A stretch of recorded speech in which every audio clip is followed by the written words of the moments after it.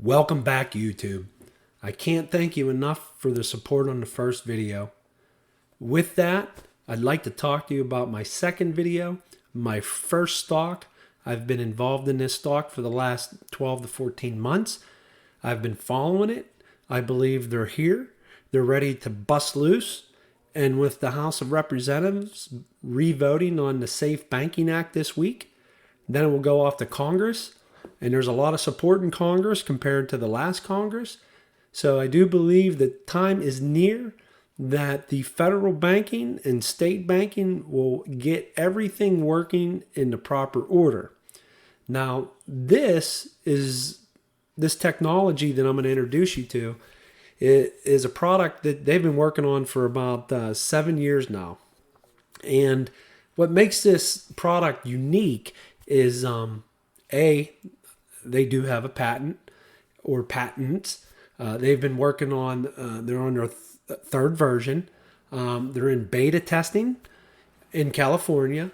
And from what the reports are saying, that they're getting ready to move forward with additional beta if it's not already being sold yet. But there's no indication they are for sale yet. You don't see anything online.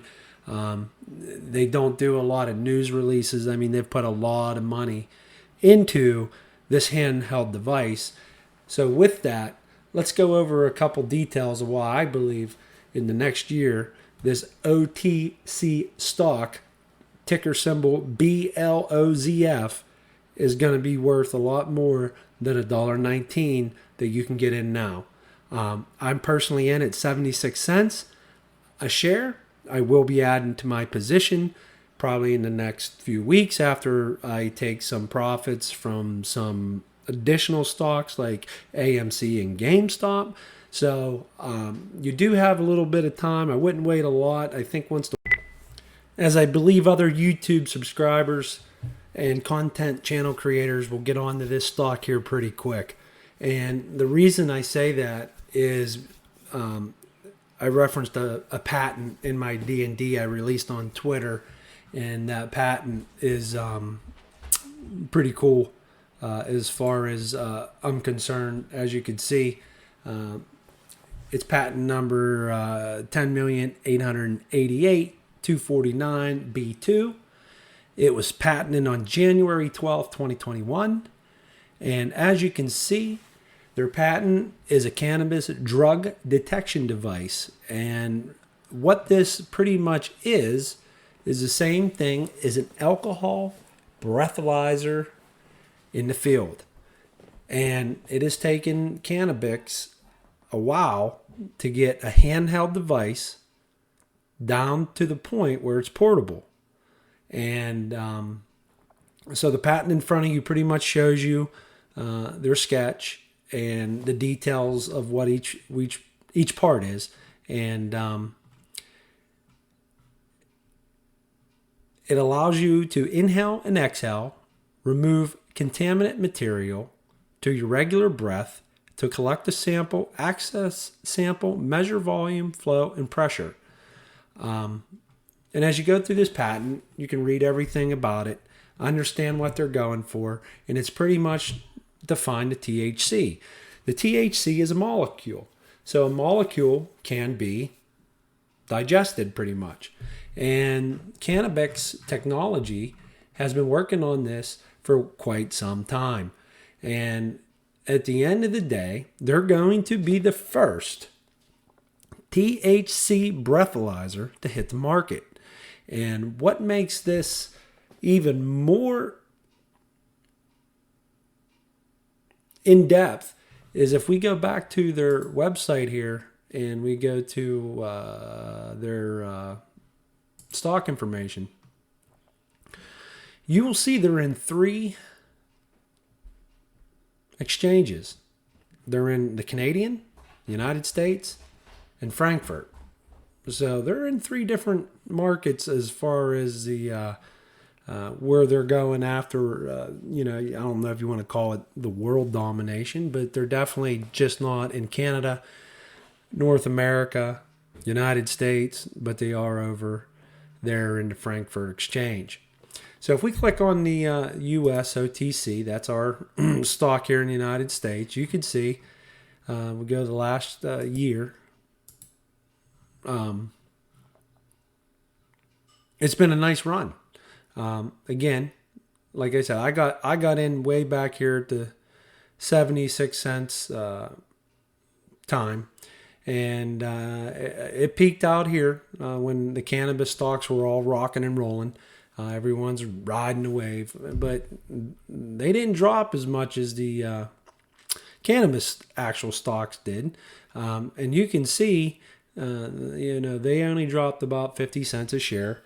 And that's fine. Not too many people know about this stock yet. It's still one of these rare diamond stocks that the upside is just, I don't even know how high it can go. Obviously, sales and all that got to play a part into that, and they don't have sales yet. So you're investing in the technology in the future with this stock. So when I found this stock and I did my homework and my DD, one of the nicest thing, or one of the things that I caught was one of their management and advisors. And as you can see, you got your MBA, your PhD, CMA, another PhD. And then I come down to advisors here and I see Dr. Rick Yost, a PhD. And this guy here has a monster resume. He's a University of Florida graduate of analytical chemistry. And his instruments have been sold based on these patents. Now, Mr. Yost, if you're unaware, this is what he looks like. Born in 1953.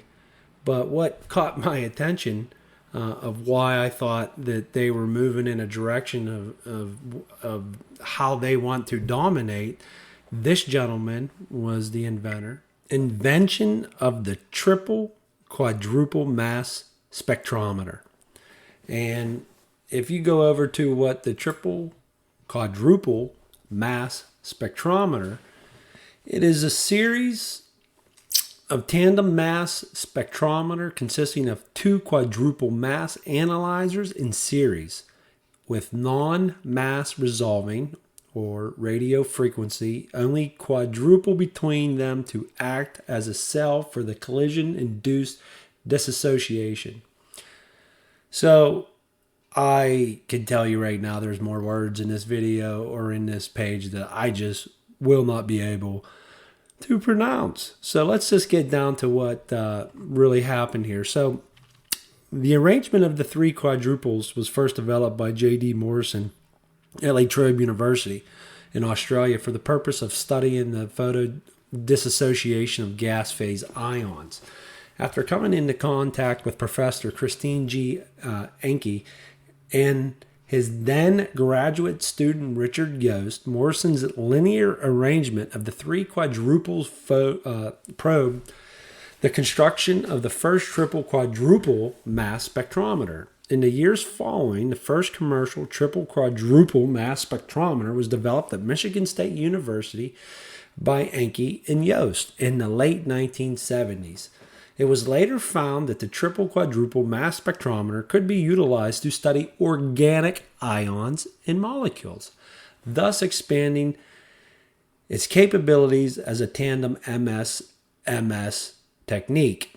So with that is what the alcohol breathalyzer uses because of the organic ions and molecules that this triple quadruple mass spectrometer could pick up. So as we keep moving on to cannabis and through what they're trying to achieve, this is what they've now are getting into. So here's the THC breathalyzer system. And as we just talked about Mr. Yost's invention, it pretty much tells you there's different molecules present in the human breath, and those associated with recent cannabis use are often far and most abundant compounds present.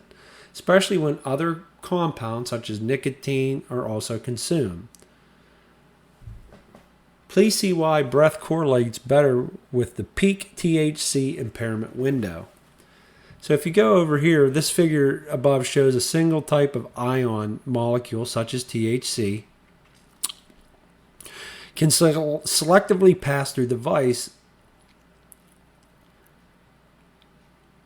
An asymmetric waveform containing both high and low field components is applied to two parallel electrodes, causing ions to oscillate. A small DC voltage compensates for the orthogonal drift of a type of ion based on the change in ion mobility. So this was one of their first units right here, a BCU developed for easy collection of breath samples at the point of care. It runs off a battery, and it has been optimized to collect numerous samples required for pilot and research testing in an easy to administrate by an untrained personnel. So they're trying to make a friendly product that will be able to be used by anybody. So now let's get into the bread and butter, the actual THC breathalyzer.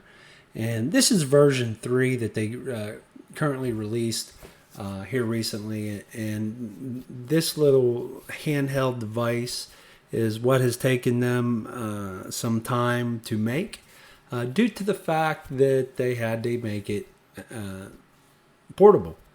And it has taken them time, and it has taken a bit of technology to catch up these last 5 years for them to do what they want to do here. So this is actually what it's going to, I can't say this is what it's going to look like. Obviously, they could be releasing version 4, if not close. But this is the version, I believe, that is out in beta testing in California right now. And again, it's just a package for, the police, the hospitals, the schools. Your work is obviously eventually going to enforce impairment during work hours and stuff like that. So obviously, if an employer actually thinks that you're under a substance like THC, they'll be able to have a handheld device to test you right there on the spot. And that's why I believe this product's going to be in a lot of hands fast, especially if they legalize marijuana. Because, in Pennsylvania, if under the medical marijuana law, I don't believe they're allowed to hold you accountable for THC usage. I do believe, obviously, any company can hold you accountable with using THC during work hours. So, it's still a convoluted conversation, and laws are still being, looked through and modified. But in Pennsylvania, I believe it's gone pretty well. I don't think there's been many hiccups, at least that I haven't heard. But as you can see in that last sentence, it says the THCBA is at the advanced prototype stage, which means we are getting close, my friends. And if we go to their latest news releases here, you can see right here in February, they just released that version 3. In January, they were granted their patent. And here's where I wanted to show you that this is where they're using their beta testing here in Southern California. Employers everywhere are struggling with the limitations of current drug testing technology and identifying recent use of marijuana that may be causing impairment during work hours. So when I tell you that this handheld device is going to be a game changer, it is, because it is for the federal government to buy into the banking system. We all know the banking system's holding up the growth of cannabis, and obviously coming out of this pandemic, a lot of money has been spent in the trillions. Obviously there's a lot of tax revenue here. I believe a lot of states, are seeing that. They're adding more to it. So it's been growing very fast. So, now that technology like this can be presented to the federal government, I'm sure Cannabis is already presented it to them to get some, feedback from the federal government on, what's best and how can we help, prevent THC usage. And obviously, you shouldn't be driving while impaired. You shouldn't be working while impaired. So, everyone has their opinion on that. But I'm just saying, at the end of the day, we're starting to see billboard signs about driving high. We're starting to see commercials and stuff like that. So, I don't think at this point the government's stopping it or the federal government's stopping it, but they do know they need to get the federal and the state laws working together. And when the banking system gets moving with it, which there has been a company recently that has been promoting and taking care of some states, and that company is called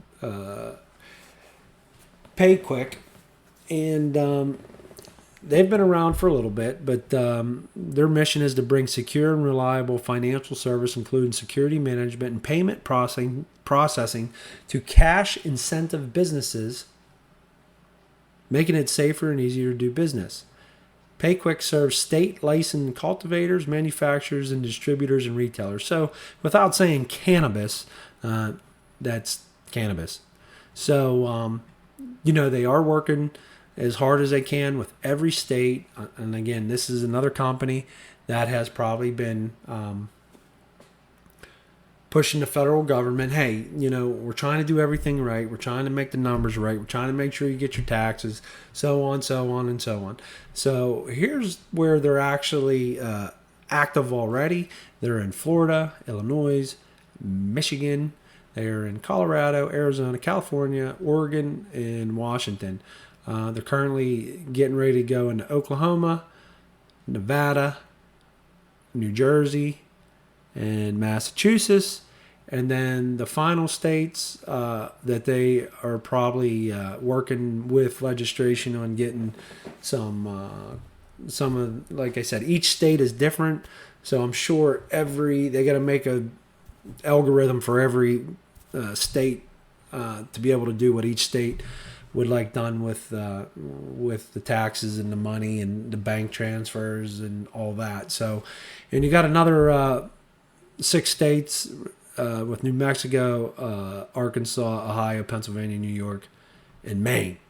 So PayQuick is definitely becoming one of these companies that wants to be a part of this next sector. So to finish up the video, I put together some DD. I posted this on my Twitter. And this sums up why I'm very bullish on this stock. And at the end of the DD, you can see that the 4 things that why I believe this stock is nothing but up is, number 1, the mass spectrometer. It's just amazing what this thing does to measure the mass to charge ratio of ions. The second is Mr. Yost, who's a scientific advisor to Cannabis to help them get the THC breathalyzer to the market. This has been 8+ years in development. They are and will be the first public available THC breathalyzer on the market with their patents and experience. And when the United States federal government decriminalizes THC and banks accept transfers, which will be with this administration very soon, this device and company will be everywhere. That's all I have for this video. You're more than happy to DM me for any additional questions. I can't thank you enough for listening in. And with that, thank you. Have a great day.